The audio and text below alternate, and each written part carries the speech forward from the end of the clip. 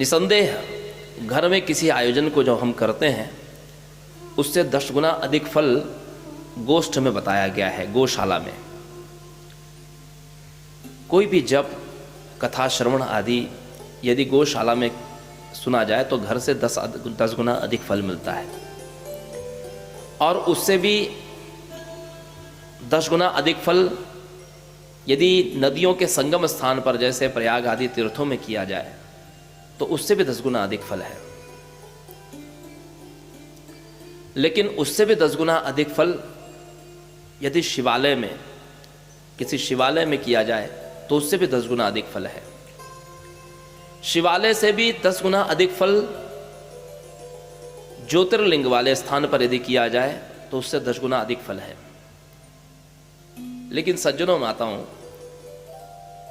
साधना पथ पर यह बात कही गई कि जो फल ज्योतिर्लिंग में अनुष्ठान करने से जो फल प्राप्त होता है, पुरस्चरण आदि का जो क्रम होता है, उसमें साधना समुच्चय में यह बात दी हुई है कि जो ज्योतिर्लिंग में जो अनुष्ठान करने से फल प्राप्त होता है वो गुरु के समीप करने से भी वही फल की प्राप्ति होती है।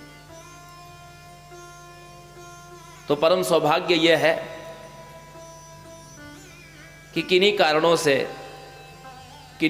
से ये कथा श्रीशैलम में नहीं हो पाई, लेकिन इसके पुण्य में न्यून मात्र भी कमी नहीं हो सकती। उसका कारण यह है कि ये कथा का अनुष्ठान गुरु आश्रम में हो रहा है। अष्टोत्तर श्री विभूषित ब्रह्मलीन मंगलानंद सरस्वती जी से परिवार ने अनुग्रह प्राप्त किया था, और जीवन भर जिनकी कृपा छाया में ये परिवार अभिषिंचित रहा, और आज ये परिवार अपने उन गुरु चरणों में, जिन्होंने भारत समेत विश्व में गीता मंदिर की श्रृंखला स्थापित की, ऐसे अपने गुरु स्थान पर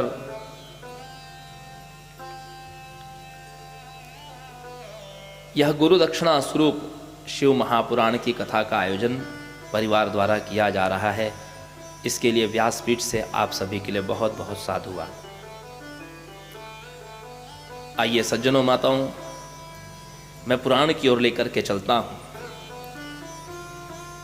पुराण शब्द का अर्थ क्या होता है?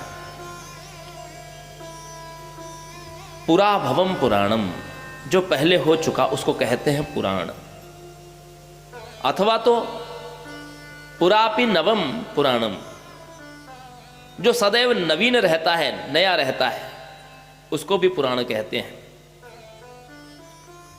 अथवा तो पुरा अतीता अनागर्था वर्था वर्णति पुराणम, जो अतीत और भविष्य में होने वाली घटनाओं का जो वर्णन करता है उसको कहते हैं पुराण। पुरा अतीता अनागर्ता वर्था वर्णति पुराणम, अथवा पुरापि नवम, अथवा पुरा भवम, इन सबको पुराण ही कहते हैं। पुराण की आवश्यकता क्या है? आप सबको विदित है माताओं सज्जनों कि भगवान ने जब सगुण सृष्टि की रचना की तो चराचर योनियों में 10 प्रकार की ब्रह्मा जी के द्वारा सृष्टि है, जिसमें अविद्या की सृष्टि है, महतत्व की सृष्टि है, अहंकार की सृष्टि है, देवताओं की सृष्टि है, तिर्यक योनि की सृष्टि है, स्थावर आदि की सृष्टि है, पशु पक्षियों की सृष्टि है, मनुष्यों की सृष्टि है, और एक देव सृष्टि है। इस प्रकार की 10 सृष्टि है। इन 10 सृष्टियों में मनुष्य को छोड़ करके बाकी जितनी भी सृष्टियां हैं, जिसमें पशु पक्षी स्थावर जीव जंतु 84 लाख जो योनियां हैं, ये सब प्रकृति आबद्ध है। ये कर्म का फल भोग रहे हैं, ये कर्म करने में स्वतंत्र नहीं, वृक्ष आदि कर्म करने में स्वतंत्र नहीं, पशु पक्षी जीव जंतु मत्स्य आदि व्याघ्र आदि भेड़ बकरी गाय कीट पतंग ये कर्म करने में स्वतंत्र नहीं है, ये प्रकृति आबद्ध है। इनका प्रजनन, इनका भोजन, इनका मल निस्सरण ये सब कुछ प्रकृति के अनुसार ही होता है। इनको न घड़ी देखना आता है, न कैलेंडर देखना आता है, न पंचांग देखना आता है। ये प्रकृति जैसा इनके साथ करती है वैसा होता है। 10 प्रकार की सृष्टियों में देवता जो हैं, देवता तो अपने पुण्यों का फल भोग रहे हैं, तो वो भी कर्म करने में कहां से उन पर कर्म का कोई आरोप नहीं हो सकता। तो कर्म का संबंध केवल मनुष्य से है। 84 लाख योनियों में मनुष्य का ही केवल कर्म से संबंध है। कर्म क्या है?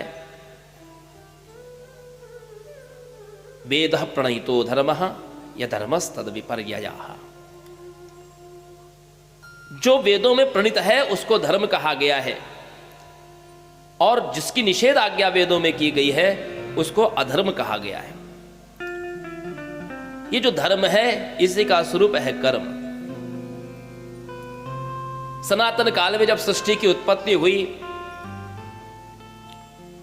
तो भगवान ने अपनी उस आज्ञा को शब्द ब्रह्म के रूप में संसार को दिया। वो शब्द ब्रह्म जो थे उन्हीं को हम वेद कहते हैं, उन्हीं को वेद कहते हैं। सज्जनों माताओं, कालांतर में कितने बार ये सृष्टि प्रकट हुई, विलीन हुई, कितने बार प्रलय हुआ, कितने बार संभव है कि अंतरिक्ष में तारों की आप गणना कर सकते हैं, पृथ्वी के धूल कणों की आप गणना कर सकते हैं, लेकिन ये सृष्टि कितने बार उत्पन्न हुई, कितने बार लय हुई, इसकी गणना कोई नहीं कर सकता। लेकिन वेद सनातन है, वेद अपौरुषेय है।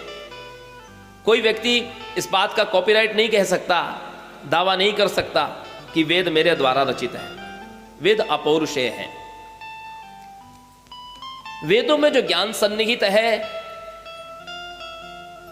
उसको समझाने के लिए भगवान स्वयं ही किसी न किसी रूप में अवतार लेते हैं। वेदों में आज्ञा है, जैसे घर में पिता की आज्ञा चलती है। आप पिता ने कुछ काम आपको आदेश दिया, आप पिता से पूछ नहीं सकते, स्पष्टीकरण नहीं पूछ सकते कि यह क्यों करना है, पिता की केवल आज्ञा चलती है घर में। ठीक उसी प्रकार वेदों में केवल आज्ञा है। वेद कहता है सत्यम वद धर्मम चरा, सत्य बोलो, धर्म का पालन करो। वेद में कहीं यह बात नहीं लिखी है कि सत्य बोलने से क्या लाभ है। वेद में कहीं यह बात नहीं स्पष्ट की गई है कि धर्म का पालन करने से क्या लाभ होता है। वेद का मंत्र कहता है इदम विष्णुर्विचक्रमे त्रेधा निदते पदम समूढ़मस्य पागुं सुरे स्वाहा। भगवान ने 3 पग में पृथ्वी को नापा, यह वेद का मंत्र है, भगवान विष्णु का मंत्र। विष्णु भगवान का आह्वान करने के लिए विप्र लोग यह मंत्र बोलते हैं। लेकिन वेद में यह बात नहीं लिखी है कि भगवान ने 3 पग में पृथ्वी को कब नापा था। लेकिन जैसे घर में पिता और माता 2 होते हैं, तो मां के प्रति मां का एक वात्सल्य भाव होता है। मां को हम इनकार भी करते हैं, मां से कारण भी पूछते हैं। पिता की तो केवल आदेश चलते हैं, लेकिन मां से हम कारण भी पूछते हैं। ठीक उसी प्रकार वेदों से निसृत हुए हैं पुराण।